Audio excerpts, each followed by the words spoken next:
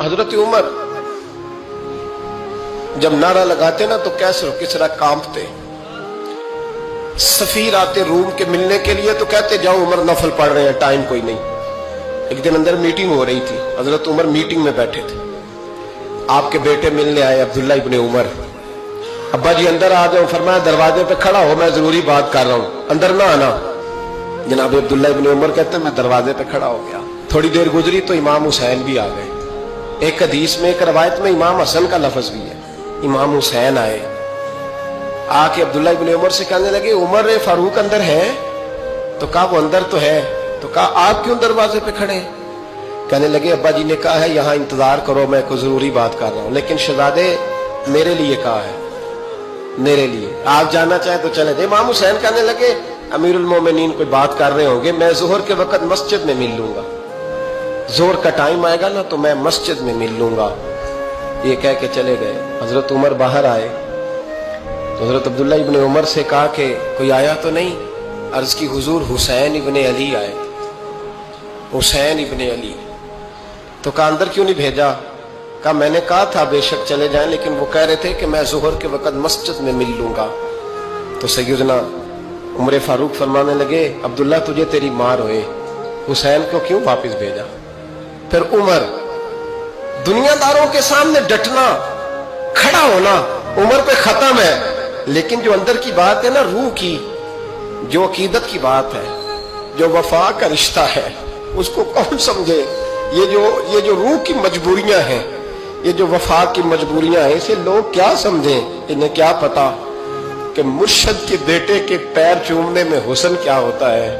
इन्हें क्या पता कि जब उस्ताद का बेटा घर में आता है तो दिल करता है मकान बेच के इसे दे दें, इसके बाप की नेकियां बड़ी हैं। जनाब उमर फारूक दौड़े गए, इमाम हुसैन के दरवाजे पे दस्तक दी।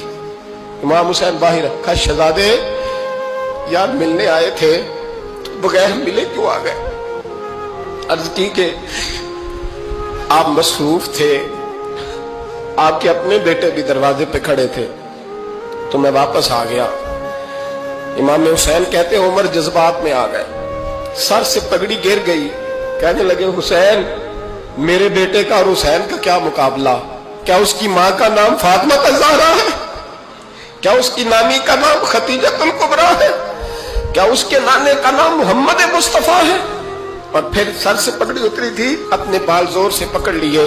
कहने लगे हुसैन मैं ना मक्के में ऊंट चराया करता था और डंडों से मार खाता था अपने बाप से।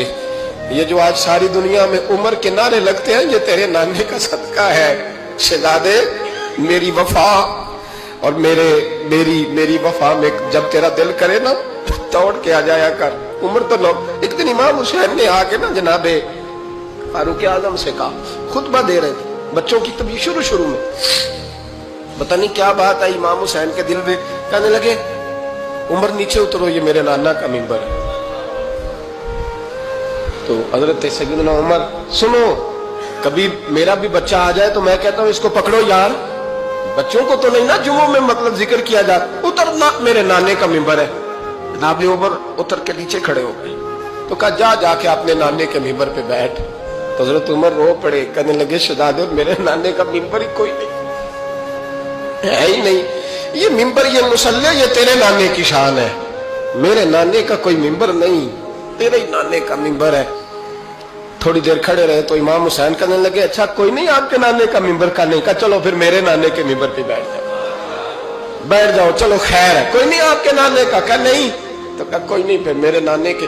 जब हजरत उमर बैठे तो बड़ा शानदार जुमला का फरमाने लगे मैं मिंबर पर मर्जी से नहीं बैठा था, मुझे अबू बकर ने बिठाया था, और फिर हुसैन के कहने पे मैं उतरा हूं, अब मुझे हुसैन ने बिठाया है। अब किसी की जुर्रत है तो उमर को उतार के दिखाए, अब मैं हुसैन का तेरी नस्ल पाक में। यार कितनी बेशर्मी की बात है, लोग इमाम हुसैन को बागी कहे।